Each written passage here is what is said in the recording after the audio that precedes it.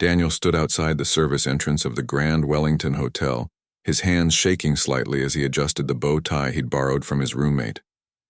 The fabric felt stiff and foreign against his neck. He wasn't supposed to be here tonight. Not as a guest, anyway. For the past 3 years, Daniel had been the hotel's piano tuner.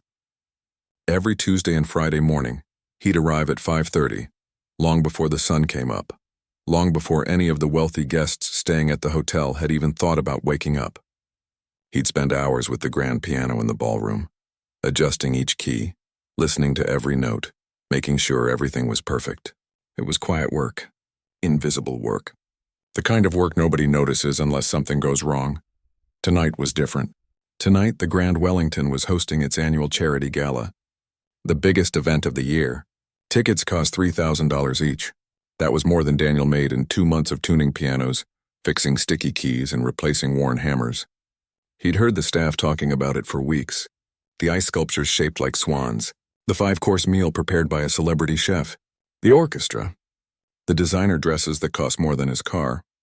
His friend Tommy worked as a waiter at the hotel. They'd met during Daniel's first week on the job, bonding over terrible coffee in the staff break room. Tommy had been the one to suggest this crazy idea. "Just come see it once," Tommy had said last week, leaning against the piano while Daniel worked. "Just for an hour. You work so hard on this piano, and you never get to see it when people are actually using it. When it matters," Daniel had said no at first. It felt wrong, like he'd be pretending to be someone he wasn't. But Tommy kept pushing. "Look, the event starts at 7 with cocktails. The dining room doesn't open until 8. Just slip in during that first hour. Wear something nice. Nobody checks tickets during cocktail hour because everyone's already inside. You can see the ballroom all decorated, hear the piano being played, and leave before anyone notices." What's the harm? The harm, Daniel thought now as he pulled open the heavy door, was getting caught. Getting fired, making things awkward for Tommy. But his curiosity had won out. He wanted to see it just once. He wanted to see these people who sat at his piano, who touched the keys he'd so carefully regulated, who had no idea that someone like him existed. The hallway inside was bustling with staff making last-minute preparations. Daniel kept his head down and walked with purpose, like he belonged there. Nobody stopped him. Nobody even looked twice. He made his way toward the ballroom, following the sound of voices and clinking glasses. When he reached the entrance, he stopped and just stared. The ballroom had been transformed into something out of a fairy tale. Crystal chandeliers hung from the ceiling, each one probably worth more than everything Daniel owned. The tables were covered in white silk, with elaborate centerpieces made of white roses and gold accents. The swan ice sculptures Tommy had mentioned stood near the bar, already starting to melt slightly under the warm lights. Men in tuxedos and women in gowns that probably came from Paris or Milan stood in small groups, laughing and talking. But Daniel's eyes kept going back to the piano. The Steinway Grand sat on a raised platform at the front of the room, its polished black surface reflecting the chandelier lights like a mirror. That piano was a work of art. 9 feet long, made in Hamburg, worth about $200,000. Daniel had looked up the serial number once, curious about its history. It had been built in 1987, which meant it was older than he was. He'd been taking care of it for 3 years now, and he knew every quirk it had. The C-sharp in the 4th octave that always wanted to go slightly flat. The damper on the high E that needed adjustment every few months. The way the whole instrument sang when you got the hammer voicing just right. He'd spent 6 hours on that piano just yesterday. The gala was too important to risk anything being off. He'd arrived at dawn and worked straight through, checking every single key, adjusting tensions, regulating the action until his back ached and his fingers were sore. When he'd finally played a scale to test his work, the sound had been perfect. Pure. Beautiful. And then he'd packed up his tools and left, knowing he'd never hear anyone else play it. Knowing his work would be invisible as always, Daniel found a spot along the side wall, behind a decorative column where he could watch without being too obvious. He felt out of place in a way that made his skin prickle. His suit was borrowed. His shoes were the same black dress shoes he'd worn to his cousin's wedding 5 years ago, slightly scuffed no matter how much he'd polished them. He didn't belong here and he knew it, but he stayed anyway. A waiter passed by with a tray of champagne. Daniel almost reached for a glass before remembering that would definitely give him away. Staff didn't drink at events. He clasped his hands behind his back instead and tried to look casual. Near the bar, he noticed a woman in a red dress that probably cost more than his entire year's rent. She was laughing at something a man in a tuxedo had said, touching his arm lightly. Her jewelry caught the light. Diamonds, probably real ones, not the cubic zirconia his mom wore. These people lived in a different world. A world where $3,000 for a party ticket was nothing. Where you flew to Europe for the weekend. Where you didn't check your bank account before buying groceries. Daniel had grown up in a small apartment across town. His mom had worked 2 jobs, one at a grocery store and one cleaning offices at night. Money had always been tight. But she'd kept an old upright piano in their living room, and she'd made sure Daniel had lessons. She'd grown up playing, she said, and it was important. Even when they could barely afford it, she'd found a way to pay for lessons. When he was 17, his teacher, Mr. Peterson, had sat him down and told him he had real talent. Serious talent. You could have a career in music, Mr. Peterson had said. Performance, maybe. Or teaching. You have something special. Daniel had won a few local competitions. He'd even auditioned for music schools. But scholarships only covered so much, and his mom's arthritis was getting worse. She couldn't work as much. The bills were piling up.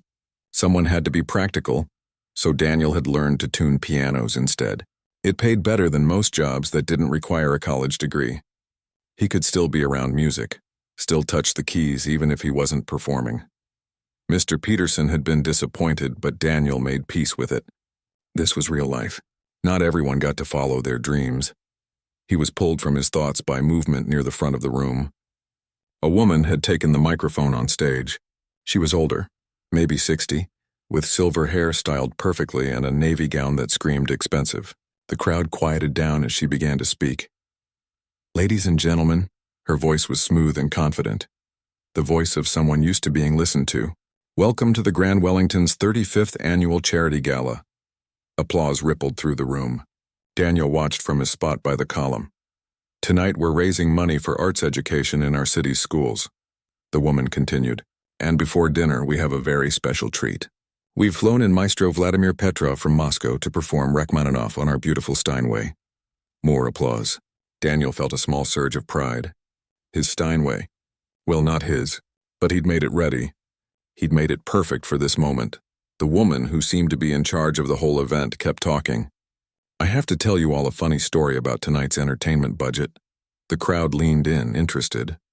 Daniel could tell this woman was used to having an audience. She had that casual confidence that came from always being the most important person in the room. We spent $40,000 flying Maestro Petrov here for tonight, she said with a laugh. My husband nearly fainted when he saw the invoice. The crowd chuckled knowingly. $40,000. Daniel felt slightly sick. That was more than he made in an entire year. But you know, the woman continued, warming to her subject, it's worth it. Because true artistry has value. Those of us with refined taste can tell the difference between a $10,000 performance and a $1,000 performance. It's about excellence, she paused for effect, her smile growing wider. Now, I'm not saying this to be unkind, but I'd wager that some people couldn't tell the difference between Rachmaninoff and chopsticks, isn't that right? More laughter from the crowd. Daniel felt his stomach tighten. In fact, the woman went on, clearly enjoying herself now, I'd bet that none of our hard-working service staff could even play Twinkle, Twinkle, Little Star on that beautiful piano. The comment landed like a stone dropping into still water.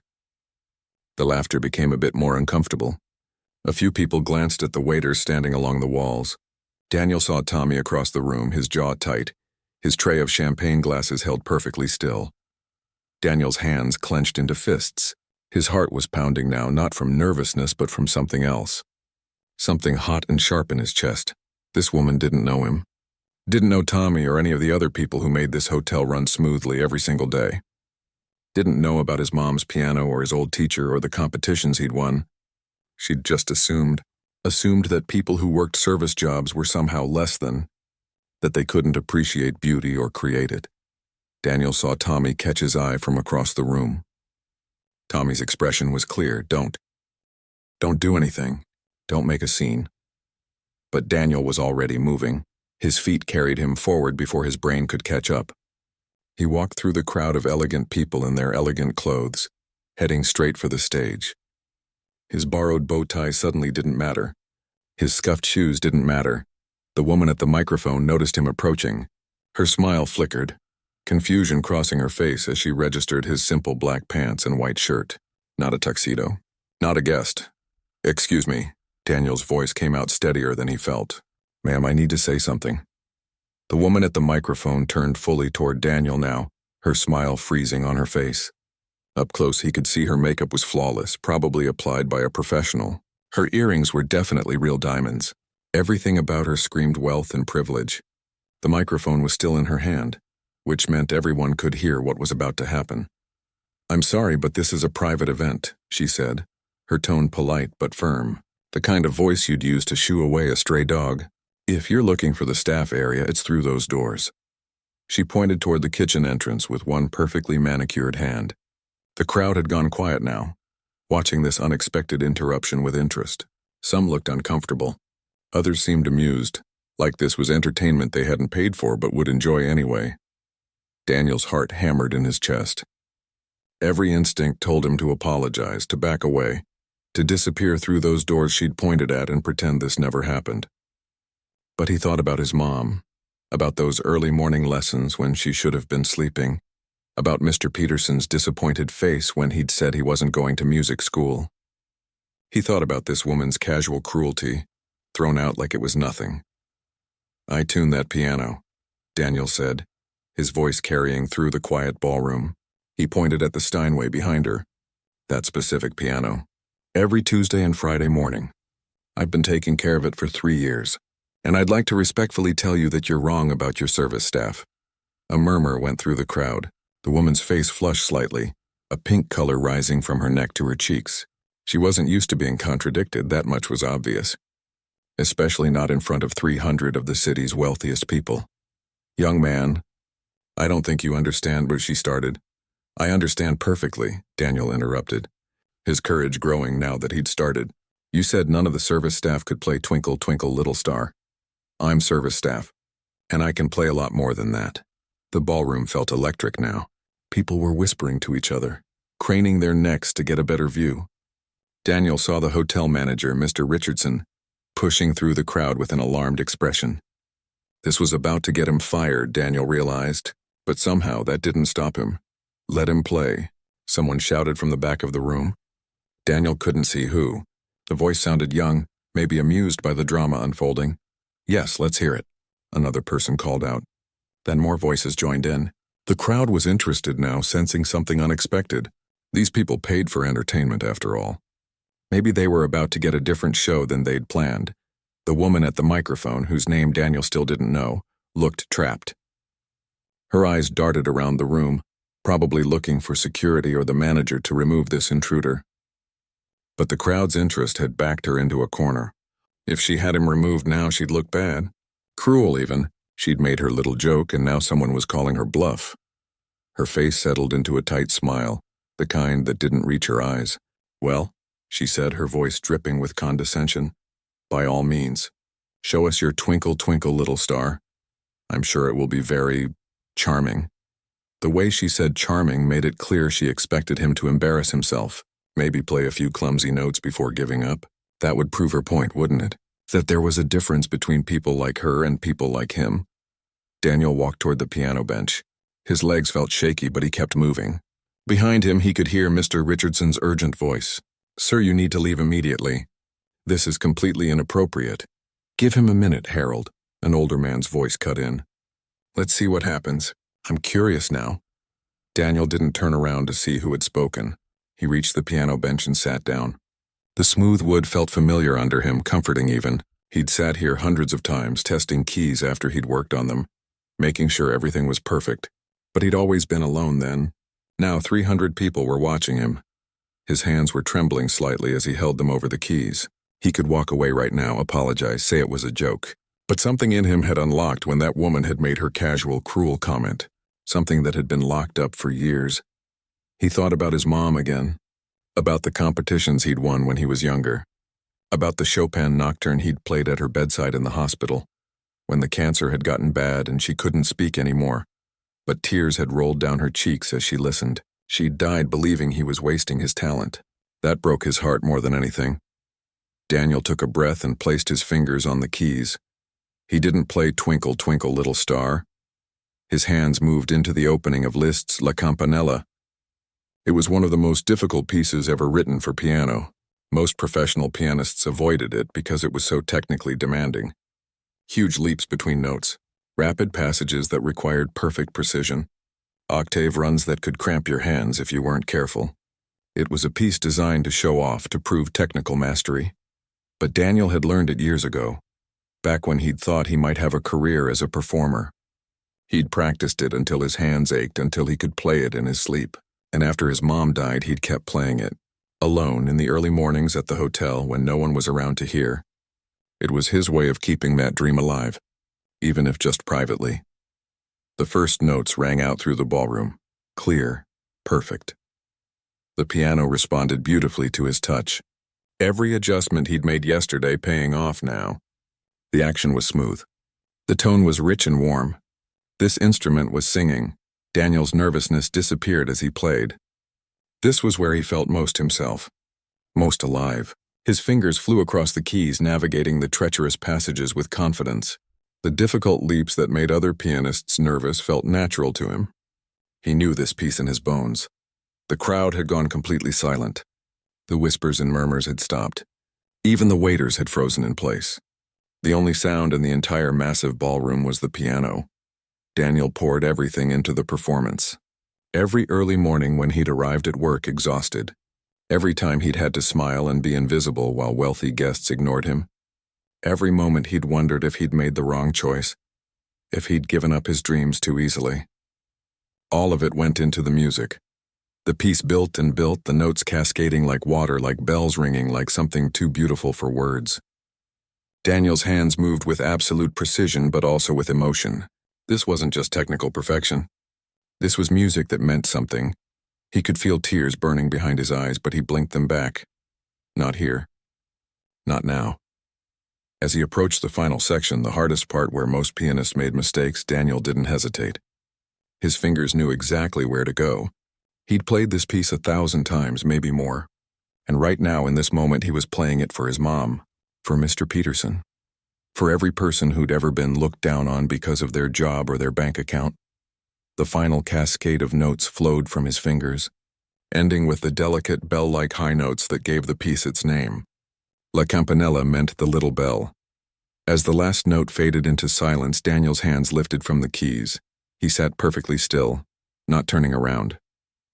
He wasn't ready to face the crowd yet. His heart was pounding. His hands were shaking now that he'd stopped playing. He'd just done something crazy, something that could ruin everything. The silence stretched out. 1 second, 2, 5, 10. Nobody made a sound. Daniel closed his eyes, bracing himself. This was it. They were all too shocked by his audacity to react. Mr. Richardson was probably already calling security. That woman in the navy gown was probably furious at being shown up. He'd be escorted out, probably banned from the hotel, definitely fired. Then someone started clapping. It was slow at first, measured, like the person was still processing what they'd just heard. But the claps were strong, real. Then another person joined in. Then another. Then suddenly the entire ballroom erupted. The sound was deafening. Not polite golf claps, not the restrained applause of high society trying to maintain composure. This was genuine, enthusiastic, overwhelming appreciation. Daniel heard people shouting, whistling. The applause swelled until it filled every corner of the massive room. He turned around slowly, almost afraid to look. Everyone was standing. All 300 people. Even the waiters along the walls had put down their trays to clap. Tommy was grinning so wide it looked like his face might split, tears streaming down his cheeks. Mr. Richardson stood frozen with his mouth open. And the woman in the navy gown stood with her hands clasped together, her face pale, her diamonds flashing as she brought her hands together in applause. Daniel stood up from the bench, unsure what to do. He'd never experienced anything like this. The applause kept going. Someone shouted, "Bravo!" Near the front, an elderly man in a tuxedo was wiping his eyes with a handkerchief. Encore, a woman's voice called out from somewhere in the crowd. Encore! The word spread like wildfire. Encore! Encore! People were chanting now, clapping in rhythm. Encore! Encore! Daniel looked at the woman who'd started all this with her thoughtless comment. She was still standing on the stage, microphone hanging loosely in her hand. Their eyes met. For a long moment, neither of them moved. Then, slowly, she nodded. It wasn't a big gesture, just a small dip of her head. But Daniel understood. Permission. Maybe even an apology, though she hadn't said the words. The crowd was still chanting. Encore! Encore! Daniel looked out at the sea of faces. These people who lived in a world so different from his. They were looking at him now.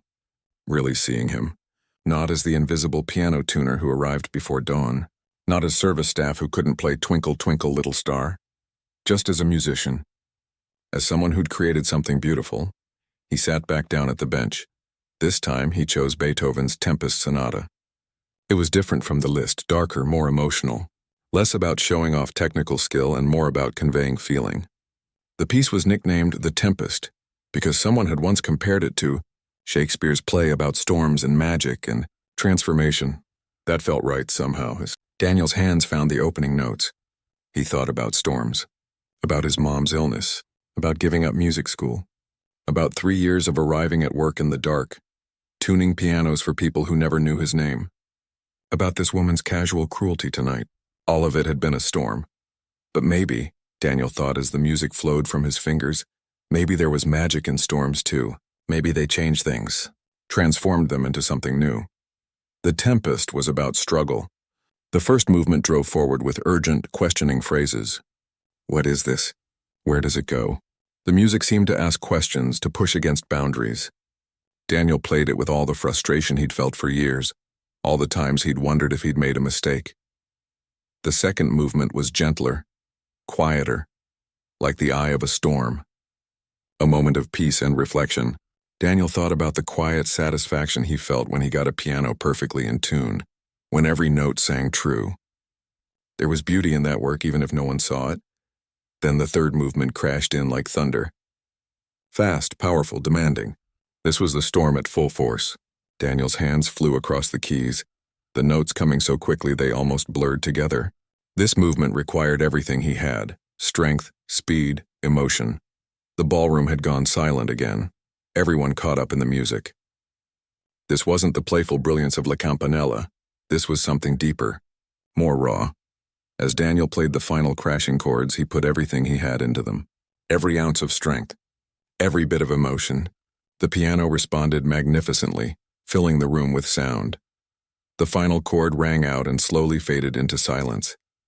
This time, the applause started immediately. Thunderous, even louder than before. Daniel stood up and finally let himself really look at the crowd. He was crying now, not bothering to hide it. Tommy was pushing through the people, making his way toward the stage.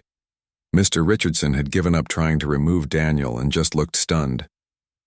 The elderly man in the tuxedo was on his feet, clapping so hard it must have hurt his hands, and the woman in the navy gown was walking toward him. The woman's heels clicked against the polished wood floor as she approached Daniel. The applause was still thundering through the ballroom, but somehow the sound of those footsteps cut through everything else. Daniel's heart, which had just started to settle down after the performance, kicked back into high gear. Up close, he could see that her eyes were wet. Not quite crying, but close. Her carefully applied makeup had stayed perfect, but her expression had completely changed. The condescending smile was gone. The casual superiority had vanished. She looked shaken, raw, human in a way she hadn't before.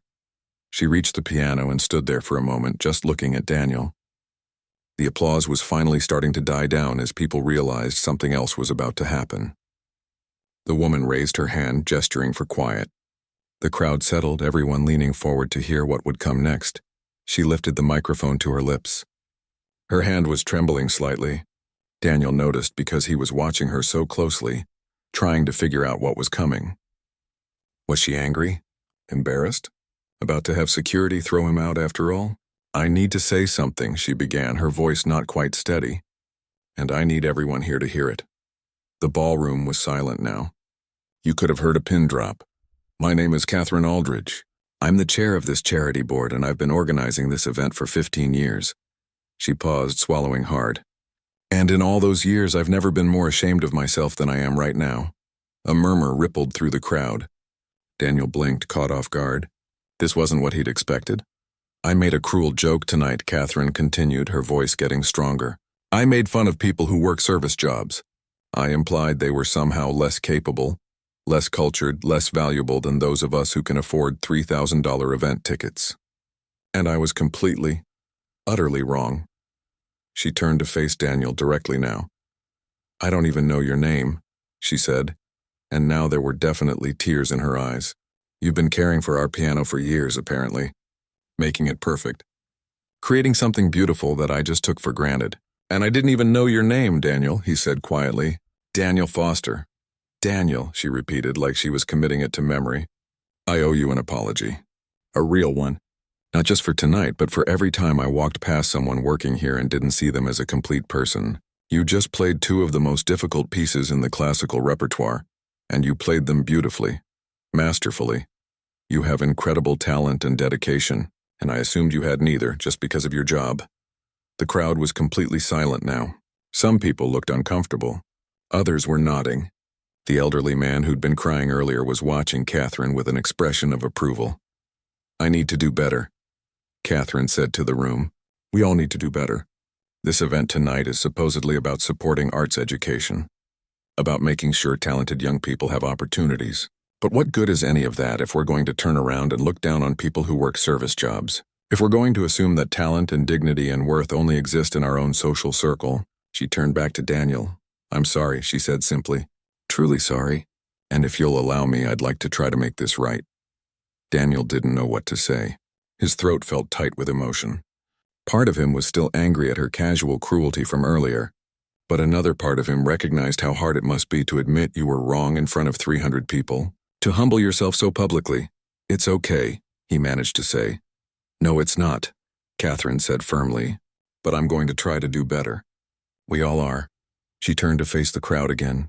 Here's what I propose, she said, her voice taking on a business-like tone. Tonight's entertainment budget was $40,000 to fly in Maestro Petrov. He's wonderful, and we'll still enjoy his performance.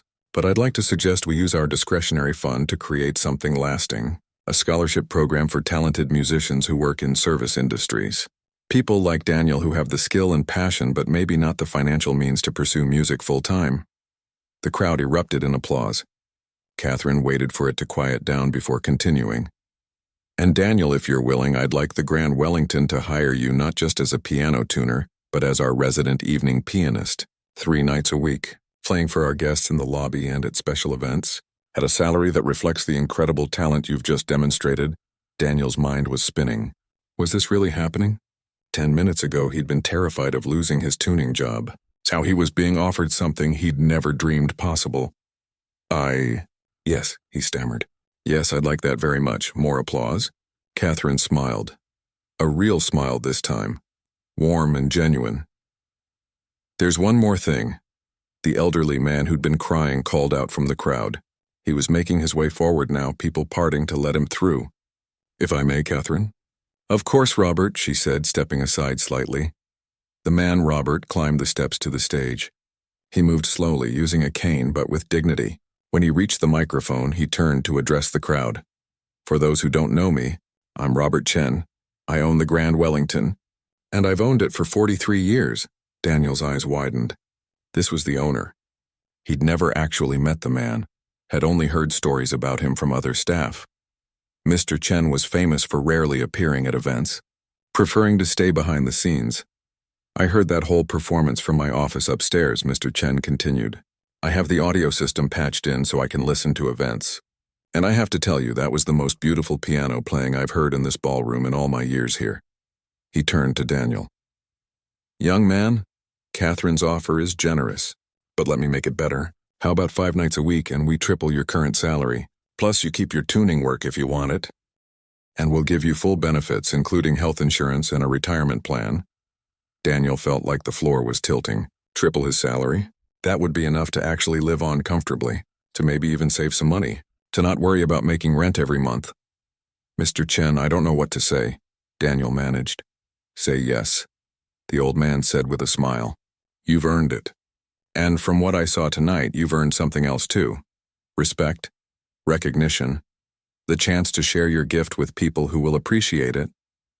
Yes, Daniel said, his voice breaking slightly. Yes, absolutely yes. Thank you. The applause was deafening now. Tommy had finally made it through the crowd and was climbing up on the stage, not caring if he was supposed to or not. He grabbed Daniel in a fierce hug. That was incredible, Tommy said in his ear.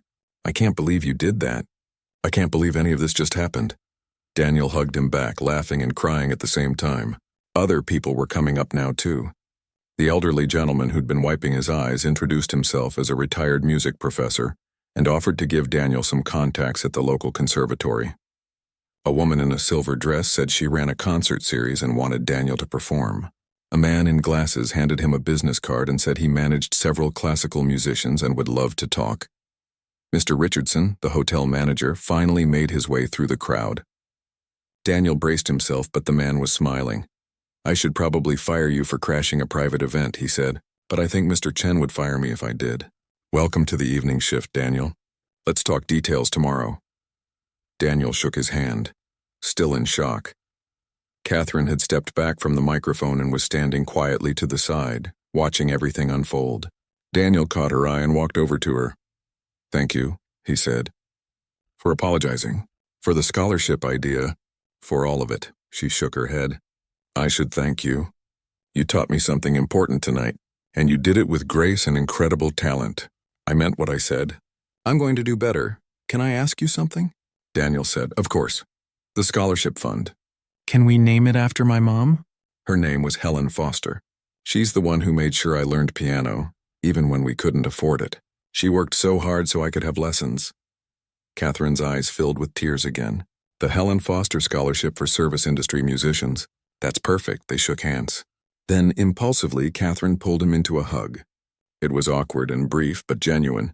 When she pulled back, she was smiling. Now I believe we still have a gala to run. Maestro Petrov will be here any minute, and he's probably going to be impossible to deal with after hearing you play. Daniel laughed. The tension that had been coiled tight in his chest for the last hour was finally releasing. He felt light, free, like something fundamental had shifted in his life. As if on cue, there was a commotion at the ballroom entrance. A tall man with white hair and an imperious expression swept in, followed by two assistants carrying what looked like the maestro's coat and sheet music. This had to be the famous Vladimir Petrov. The maestro stopped short when he saw the crowd all gathered around the stage, clearly not in their seats ready for his performance. His eyebrows drew together in displeasure. What is happening here? He demanded in a thick Russian accent. We are late. I am ready to perform. Why is everyone not seated? Catherine hurried over to smooth things over. Daniel could hear her trying to explain the situation, though the maestro didn't look happy about any of it. He kept gesturing at the piano and then at his watch. Perhaps, Mr. Chen said quietly to Daniel, you should make yourself scarce for a bit. Maestro Petrov is brilliant but temperamental. Let's not give him competition anxiety right before he has to perform.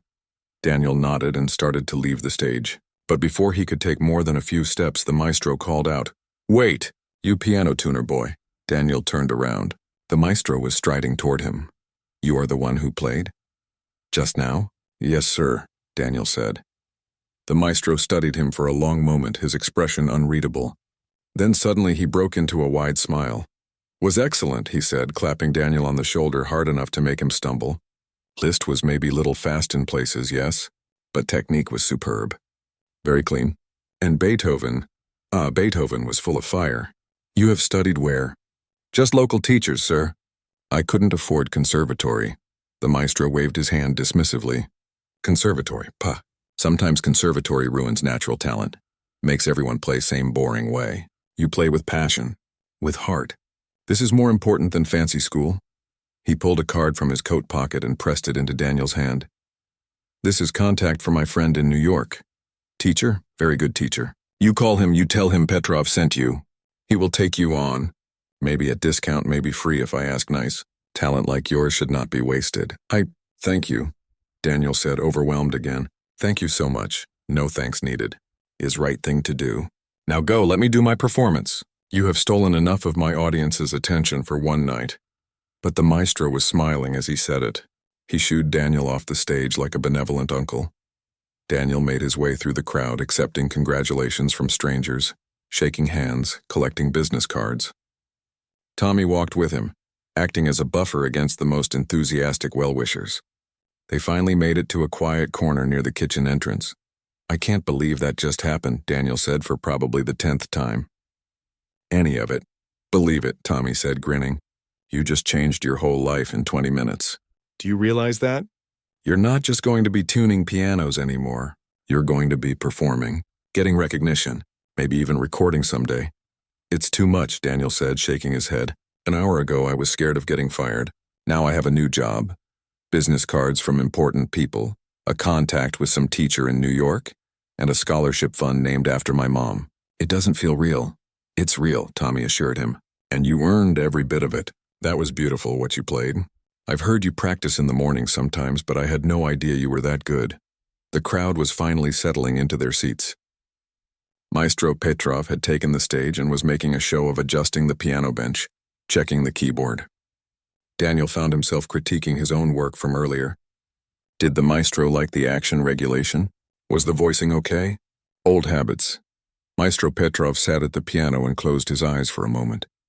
The entire ballroom held its breath. Then his hands came down on the keys and Rachmaninoff's third piano concerto filled the room. Even without the orchestra that was supposed to accompany it, the maestro made the piano sing. His technique was flawless, his interpretation powerful. This was what $40,000 sounded like. Daniel watched from his corner, studying every movement, every phrase. The maestro had a different approach than Daniel's teachers had taught him.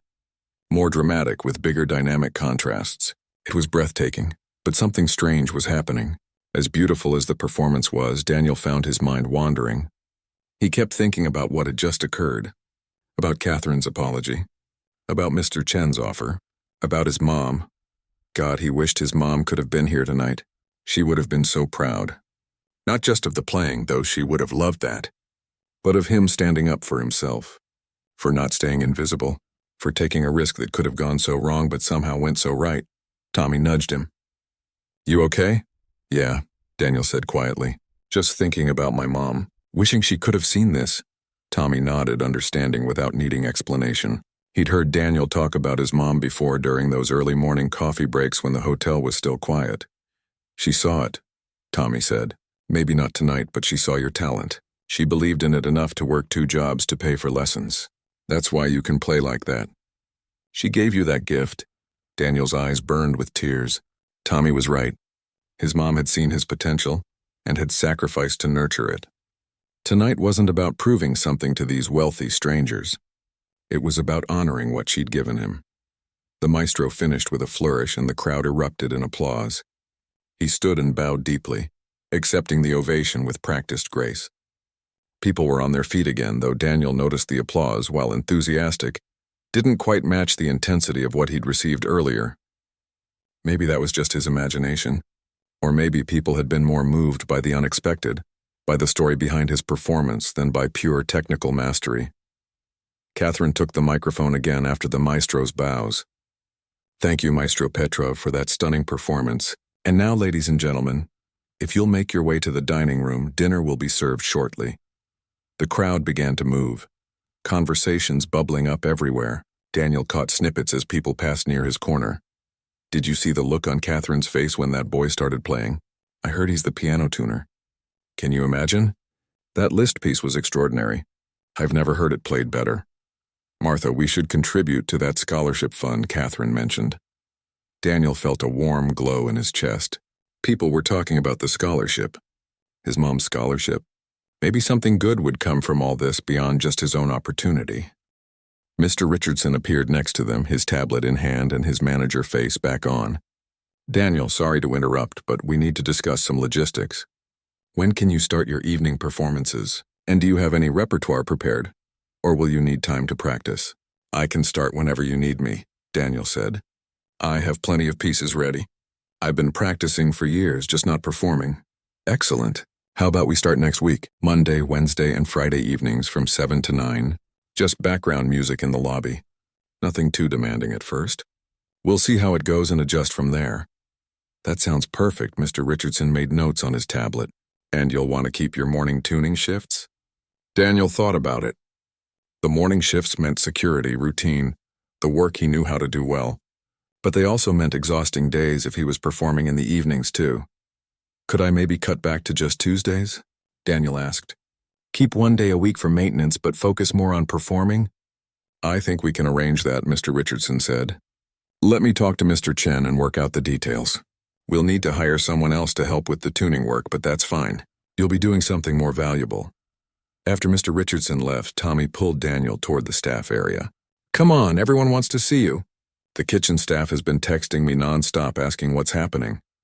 They pushed through the doors into the bustling kitchen. The noise hit them immediately. Clattering pans, shouted orders, the sound of plates being prepared. As soon as the kitchen staff saw Daniel, a cheer went up. There he is. Did you see their faces? That was incredible. Rosa, one of the head cooks, wiped her hands on her apron and came over. She was a grandmother, had worked at the hotel for 20 years and always saved extra desserts for Daniel when he worked late. Mijo, she said, pulling him into a tight hug. I listened from the kitchen. The whole staff was listening. You made us all so proud. It was crazy, Daniel said, laughing. I can't believe I actually did it. You showed them, Rosa said fiercely. You showed them we're not just invisible workers.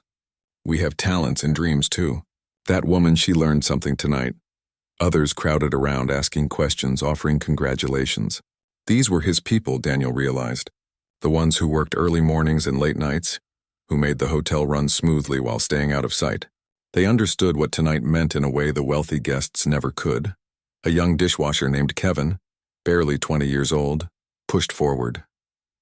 Hey Daniel, can I ask you something? Sure, anything. Did you go to college for music? No, Daniel said. I couldn't afford it. Just took lessons growing up. But you're so good. How did you learn to play like that? Daniel thought about how to answer. Practice. A lot of practice. And I had a good teacher who pushed me, and my mom who believed in me. But honestly, I just loved it. I loved playing. So even when I couldn't go to music school, I kept practicing. Early mornings before work, late nights after. You make time for the things you love. Kevin nodded, taking it in. I play guitar, he said shyly. Not classical or anything. Just rock music. But I've been thinking about maybe trying to do something with it. After seeing you tonight, I don't know. It made me think maybe it's possible. It's possible, Daniel said firmly. I'm not saying it's easy. But it's possible. Don't let anyone tell you it's not. Tommy pulled him away eventually, letting him escape the crowded kitchen. They ended up outside in the loading area behind the hotel. The night air was cool and quiet after the chaos inside. Daniel leaned against the brick wall and just breathed. You okay? Tommy asked. I think so. It's just a lot. Yeah, I bet. Your whole life just changed. They stood in comfortable silence for a while. Inside, the gala continued. Outside, the city hummed with its usual nighttime sounds. Traffic on the distant highway. A siren somewhere. The normal world. Going on like it always did, unaware that Daniel's life had just shifted on its axis. Can I tell you something? Daniel said after a while. Of course. I'm scared. Like really scared. What if I can't do this? What if I mess up? What if tonight was just a fluke and I'm not actually good enough? Tommy was quiet for a moment before answering. You know what I think? I think you're human, and humans get scared when big things happen. But Daniel, you didn't just get lucky tonight. You've been preparing for this for years. All those mornings practicing. All those lessons your mom paid for. All the times you tuned that piano until it was perfect. Tonight was just the moment when everything came together. What if it doesn't come together next time? Then you practice and try again. But you know what? I don't think that's going to happen. I've heard you play in the mornings. You're consistent. You're good. And now people are going to actually hear you. Daniel nodded, letting the words sink in. Tommy was right. This wasn't just luck. He'd earned this. They went back inside after a few more minutes. The dinner service was in full swing now, and Tommy needed to get back to work. Daniel probably should have left, but he couldn't quite bring himself to go yet. He wandered back toward the ballroom. The guests were all in the dining room now, so the ballroom was empty except for a few staff cleaning up from the cocktail hour. The piano still sat on its stage, gleaming under the lights. Daniel walked over to it and sat down at the bench again. He played softly, just for himself. A Chopin nocturne this time, one of the gentle ones. This was how he usually played. Alone, quiet, just him and the music. No pressure. No audience. Just the pure joy of making something beautiful. That's lovely. Daniel jumped, his hands freezing on the keys. He turned to find Mr. Chen standing at the edge of the stage leaning on his cane. Sorry, Daniel said. I didn't mean to intrude. I just wanted to. You wanted to play without 300 people watching. Mr. Chen finished. I understand. May I sit? He gestured to a chair near the stage. Daniel nodded, and the old man settled himself carefully. Keep playing, Mr. Chen said. Please, I'd like to listen. Daniel turned back to the piano and continued the nocturne. It felt different, playing for just one person. More intimate. He could hear Mr. Chen breathing quietly, could sense his attention without feeling judged. When the piece ended, Mr. Chen was silent for a long moment. My wife loved Chopin, he finally said. She passed away 5 years ago. Lung cancer. During her last months, we'd have a pianist come to the house and play for her. It brought her peace. I'm sorry, Daniel said. Thank you. She would have loved what you did tonight. Not just the playing, though that was exceptional, but the courage, standing up for yourself. She always said that quiet people surprise you the most when they finally speak up. I wasn't planning to speak up, Daniel admitted. I couldn't stay quiet after what that woman said. Catherine means well, Mr. Chen said, but she's lived in a bubble her whole life. Old money, country clubs, boarding schools. She's never had to think about what it's like to work a service job or struggle to pay rent. Tonight you burst that bubble. You made her see outside her own experience. That's valuable. She apologized, Daniel said. Really apologized. That took guts. It did. And the scholarship fund was a good idea. We'll make sure it actually happens, not just tonight's enthusiasm that fades away. My lawyers will set it up properly. The Helen Foster Scholarship. We'll fund it well enough to help at least 5 students a year. Daniel's throat tightened. That's incredibly generous. It's the right thing to do. Your mother sacrificed for your talent. Now her name will help others do the same. Mr. Chen stood slowly, steadying himself with his cane. I should get back. But Daniel? Thank you. You reminded me why I opened this hotel 43 years ago. Not to cater to the wealthy, but to create a place where beautiful things happen, where people can experience moments of joy and wonder. You gave everyone that tonight. After Mr. Chen left, Daniel sat at the piano for a while longer. He thought about everything that had happened. The terror of walking onto that stage. Catherine's cruel comment. The moment his hands touched the keys. The applause. The offers. The scholarship. His phone buzzed in his pocket. He pulled it out and saw messages from numbers he didn't recognize.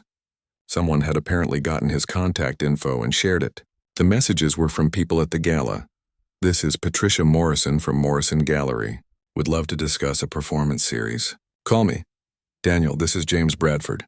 I run the Summer Music Festival downtown. We need to talk about having you perform next season. Hi Daniel, this is Rebecca from Channel 7 News. We'd like to do a story about you and your performance tonight. Would you be interested? There were a dozen more. Daniel scrolled through them, his head spinning. A news story? A summer festival? This was all moving so fast. One message caught his eye. It was from a number with a New York area code. Daniel, this is Professor Vladimir Rostov. My old friend Petrov called and told me about a talented young pianist who needs proper training. He was very insistent. If you're serious about developing your career, call me. We'll talk about lessons. Petrov vouching for you means something. Daniel read the message 3 times. Private lessons with a professor in New York. That would mean traveling, expenses, time. But it would also mean real training, professional development, the chance to actually pursue music seriously. He thought about his mom again.